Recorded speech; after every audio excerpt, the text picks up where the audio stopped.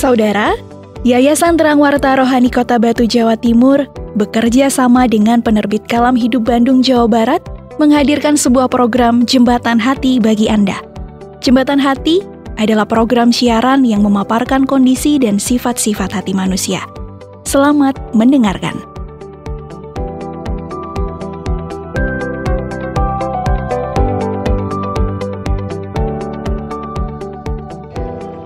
Aduh, kok rasanya lemas begini ya? Padahal kemarin udah agak baikan. Aduh, kenapa ya? Aduh, Bu! Ibu! Iya Pak, ada apa? Aduh. Loh, Bapak kok pucat banget ini Pak? Ayo Pak, sini istirahat dulu. Iya. Aduh, kan belum sembuh beneran toh Pak. Aduh. Makanya Iya, istirahat Bu. dulu. Ini sedikit lemas aja, Bu. Tapi Bapak udah Bapak sehat ini kok, udah sehat gimana kok. sih? Obat masih kan Pak? Oh, masih banyak kok, Bu. Kan Bapak nggak minum semuanya. Karena Bapak merasa sudah sehat kok. Loh, Pak, kok kayak gitu sih? Kan udah dibilangi sama dokter. Dokter itu sudah ngasih resep supaya obatnya diminum. Sudah ada aturannya kan? Bapak ini gimana sih? Senengnya loh. Kok nggak taat kayak gitu loh? Kok suweneng gitu loh? Ini kan karena dosa manusia pertama, Bu. Itu masih melekat sama diri Bapak ini. Kok nyalain orang? Kan semua itu tergantung kita toh Pak. Kepada manusia yang kelihatan aja loh kita nggak taat. Apalagi sama Tuhan yang nggak kelihatan. Bener-bener, Bu. Aduh, Bapak ini. Ya, kita ini kan memang sudah kecenderungannya tidak taat dan suka melawan gitu loh, Bu. Aduh, ya udah. Minum dulu obatnya. Ntar Ibu ambilkan dulu. Oke deh kalau begitu. Makasih ya, Bu.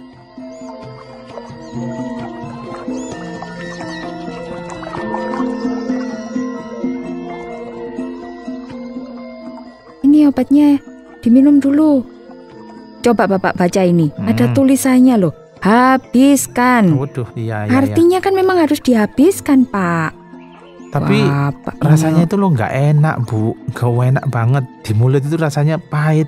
Aduh, gak enak pokoknya. Ya namanya obat itu ya mesti pahit, Pak. Kalau mau enak ya minum aja sirup gitu atau soda gembira gitu. Pasti enak, manis. Ya udah, Bu. Sini. Bapak minum obatnya dulu. Sini. Ini obatnya diminum dulu. Ya, makasih ya, Bu. Sudah mengingatkan untuk menjadi orang yang taat. Ya, maaf loh Pak. Ibu itu bukannya mau menggurui. Ya. Tapi ya namanya berobat itu kan memang harus mengikuti petunjuk yang sudah diberikan sama dokter itu loh Pak. Ya bukan semau-maunya kita. Kalau obat diminum 3 kali sehari, ya harus mengikuti. Nanti mau sembuh, semua obat diminum sekaligus, yaitu namanya udah bosan hidup, namanya itu malahan. Ibu ini mesti. Ya benar, Bu, semua itu kan ada yang namanya aturan. Dan sebaiknya kita belajar taat supaya kita selamat. Nah itu Bapak udah paham.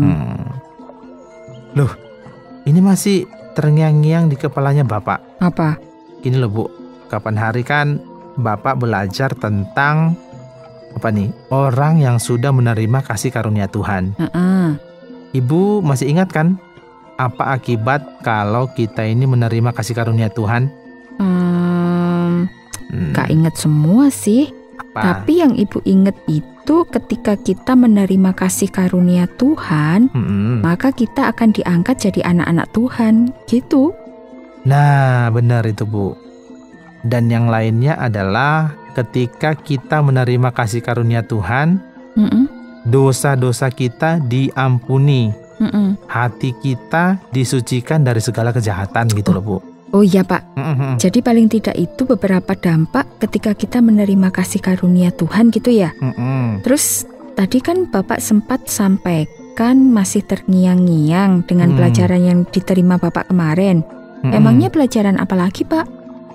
Oh itu pelajaran tentang kemungkinan orang yang sudah menerima kasih karunia Tuhan menjadi taat, Bu. Maksudnya gimana sih Pak? Gini Bu. Di saat kita menerima kasih karunia Tuhan, seperti yang pernah kita dengarkan dari kitab suci itu loh Bu. kalau setiap orang yang percaya tidak akan binasa, melainkan memperoleh hidup yang kekal. Nah, ternyata tidak berhenti hanya di situ aja loh, Bu. Loh, kan itu yang terpenting. Kalau kita yang berdosa ini mau mendapat pengampunan dosa, maka jalan yang telah ditetapkan oleh Tuhan adalah percaya kepada anaknya yang tunggal.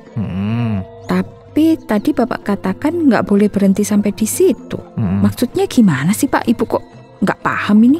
Maksudnya gini, Bu. Memang benar, jalan untuk menuju hidup yang kekal itu ya hanya melalui percaya kepada anaknya yang tunggal itu tadi, Bu. Ya. Tetapi dalam proses kehidupan kita ini masih banyak banget godaan untuk tidak hidup dalam kasih karunia Tuhan itu loh, Bu.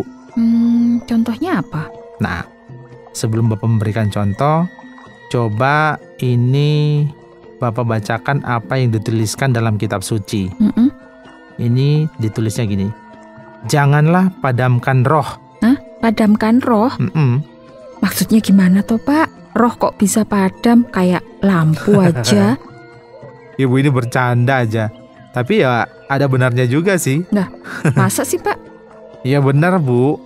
Ya kalau lampu kita di dalam rumah padam, itu kan ada beberapa sebabnya. Misalnya karena aliran dari pusat PLN memang sengaja diputus gitu. Nah, untuk kasus ini kita nggak bisa bikin apa-apa gitu. Tetapi ada juga karena konslet, Bu. Misalnya ada kabel gitu yang terbuka kemudian kena air, jadinya konslet gitu kan, lampunya mati. Tapi ada juga karena kita dengan sengaja mematikan lampunya gitu loh, Bu. Yang tadinya terang, moro-moro jadi gelap, tiba-tiba gelap gitu. Alasannya karena penghematan dan lain-lain gitu loh, Bu. Penjelasannya kok panjang lebar sih Pak? Kayak mau jadi direktur PLN aja. Kan Ibu tadi minta contoh, Bu. Ya itu contohnya. Iya, kalau yang itu Ibu dikit-dikit paham lah. Tapi Ibu tanya, apa artinya janganlah padamkan roh? Itu loh maksudnya Pak yang Ibu tanyakan. Kok jawabannya sampai PLN segala, itu Bapak gimana sih? Tapi itu memang ada hubungannya loh, Bu. Untuk mempermudah kita memahami. Jadi begini, Bu. Ketika kita menerima kasih karunia Tuhan, kita menerima anaknya yang tunggal, maka hati kita akan disucikan dari segala kejahatan. Hati kita yang tadinya gelap, sekarang sudah menjadi terang. Nah, kita sudah mulai dituntun untuk memahami apa yang benar dan apa yang salah. Oh, maksudnya yang menuntun kita itu adalah roh gitu, yang Bapak maksudkan tadi itu. Nah, benar Bu. Yang Bapak pelajari itu disebut sebagai roh suci. Oh gitu. Yaitu roh Tuhan sendiri. Nah, roh Tuhan itulah yang mendiami setiap hati orang yang bersedia menerima kasih karunia Tuhan. Oh, lah terus kaitannya sama ketidaktaatan itu tadi apa, Pak? Nah, ini yang penting. Kan sudah berkali-kali kita obrolin bahwa naluri manusia itu adalah tidak taat. Nah, jangankan pada Tuhan yang tidak kelihatan. Wong sama manusia yang kelihatan aja kita berani nggak taat kok, ya nggak? Contohnya? Bapak sendiri, Bu. Dokter sudah memberikan petunjuk aturan minum obat. Malah Bapak langgar sendiri.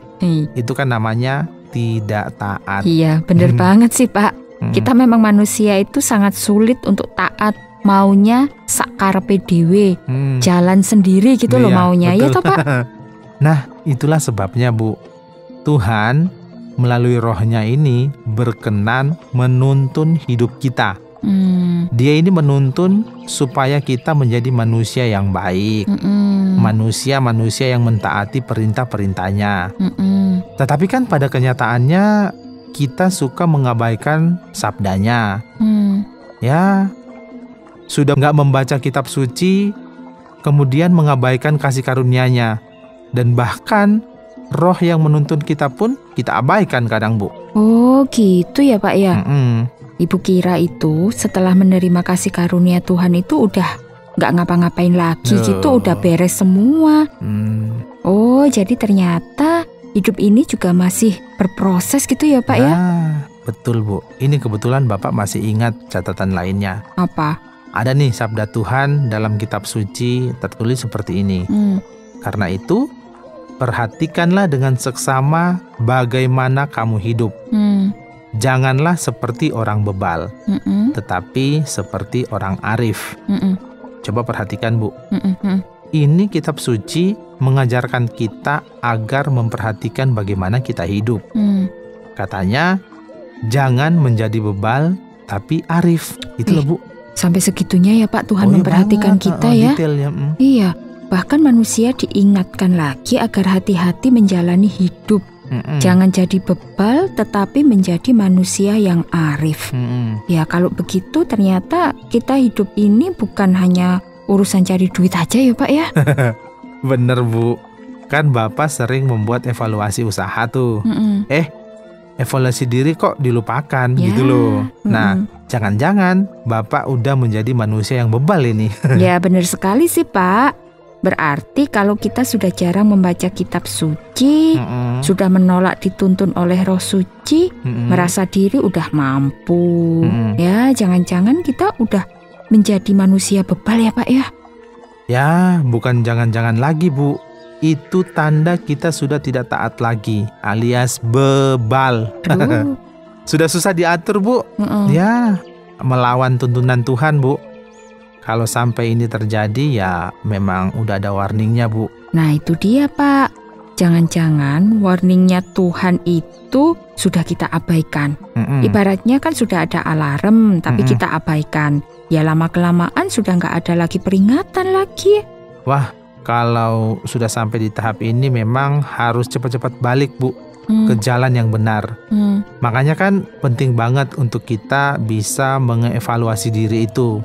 Biar kita tahu apakah saya ini sedang menjadi orang bebal atau malah menjadi orang arif gitu. Ya syukurlah ya Pak ya kita ada waktu ngobrol kayak gini.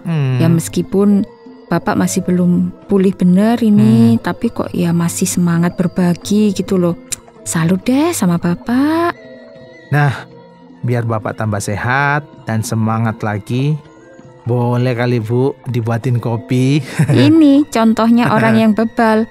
Udah tahu dirinya masih kurang sehat, masih minum obat, tetap aja minta dibuatin kopi. Sabar dulu Pak. Harus taat sama petunjuk dokter. Nggak mau aku. Oh iya, lupa Bu. Terima kasih sudah diingatkan. Buat Bapak menjadi manusia yang taat. Ya, sama-sama Pak.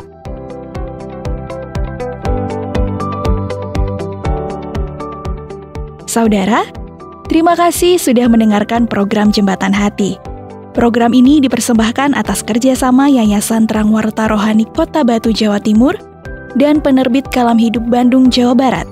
Apabila ada pertanyaan dan saran, silahkan kirimkan ke SMS atau WhatsApp ke nomor 081 333 777 386. Anda juga dapat mengakses Penerbit Kalam Hidup melalui website di www.kalamhidup.com. Sampai jumpa!